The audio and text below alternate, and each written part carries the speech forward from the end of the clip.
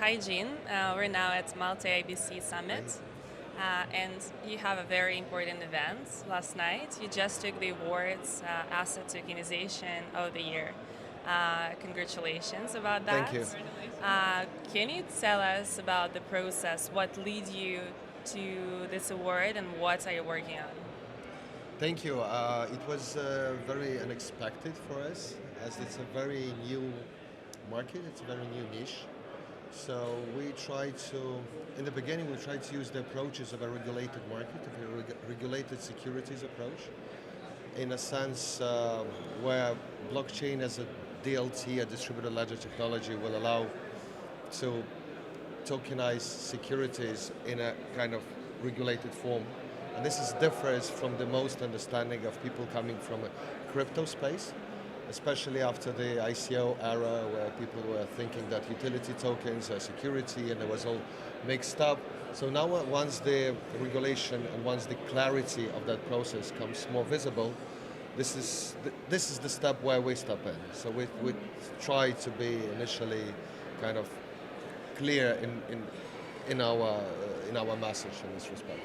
And I know that you're working very closely with Maltese regulator. Can you maybe tell us about the process? How does it go? Sure, we're subject to basically two regulations. In Malta, there are two authorities. One is MFSA, which is a Maltese financial regulation, and the other is MDIA, which is Malta Digital Innovation Authority. Because because of the technology and because of the complexity of technology, Malta basically is the first country who implemented the technological regulation. So before a financial steps in, there should be a technological regulation. So first of all, we're in the process of acquiring that piece of authorization, and after that, we're subject to MFSA, which means that we're MiFID regulated security token issuance and managing platform in Malta, and we're the first ones to be in this case. This is very remarkable, and actually there was another very significant event that happened on Malta Summit. You just announced the publication of your book, How to Attract Investment with STOs, and by the way, thank you for giving Thank it you. to us. Yeah, we'll read it. And so this is a very interesting book that covers the process of conducting a compliant STO for businesses in Malta. Can you maybe tell us a couple of words what led to the publication of this book and what information it contains? Within the market, there are absolutely different approaches, and there's a different. As it's a new niche. So every who thinks he's a professional, he knows something, try to contribute in certain ways. That's why when you talk about tokenization with potential clients, potential partners, everybody understands different definitions. What do you mean? So in order to avoid that differentiation, we try to define our principles, and that actually was supported by the local regulator as well, because we have notes and notations from the chief regulatory officer in Malta, who looked at the book, thought the profundity of the content, and actually contributed there as well. So I think that's the idea of the book is to bring the standard to the industry in the way of what is a token and how it should be done in a regulated form.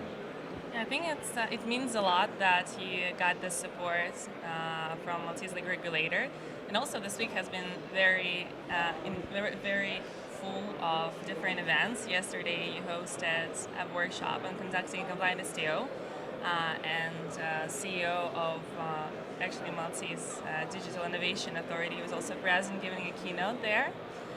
What were the main goals of the workshop? How do you see the process of educating people about what you're working on? We try to build a workshop on a kind of book principle, so we're going through the chapters of the book, and it covers the regulatory part, the legal part, because when we talk about digital securities, we're talking about kind of global issues. So there, in US, there's one chunk of legislation. In Switzerland, in EU, so all different notations.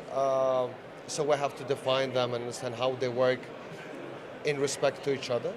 And this was a second part. And the third part is a technical, because we see different tech guys coming from public blockchains thinking that that could be used for enterprise solutions. So we have our own vision, which is again described in the book. So our idea was kind of to cover up and to tell more what's inside, and to speak about that with our partners and with our other members of the community. And we got the support of that as well. Thank you. And so maybe last question for today. Now we're getting closer to the end of 2019. What are your plans? What are Stobox plans for 2020? How is your company going to develop in the next year? So the next year will be very interesting for us, because we'll go operational in a regulated space. I think the door will be open very soon in the way that the crypto migrates to a corporate sector. And this is something where big companies start to look at. So by door, I mean the understandable demand. And our potential customers are most of the investment funds and real estate investment funds, and there already existed companies that would like to switch from, let's say, a legacy system of the paperwork with huge overheads and huge operational costs to something which is more efficient and effective. And for us, that shift means traction, and for us, that shift means the cooperation with a high profile companies, and that's important to kind of to digest, because we're not talking about the startups, we're not talking about the people who we can make mistakes with. So it's a very regulated and important and responsible step. So we take it, even though we try to rush, it's a kind of very digestible process we have to do step by step. So I think the next year would be like we're stepping on the first road and trying to be as cool on that road as cool as possible. Okay, all right. Thank you so much, Jin. Thank you. This was Deyev, CEO of Stobox, and thank you very much. Thank you.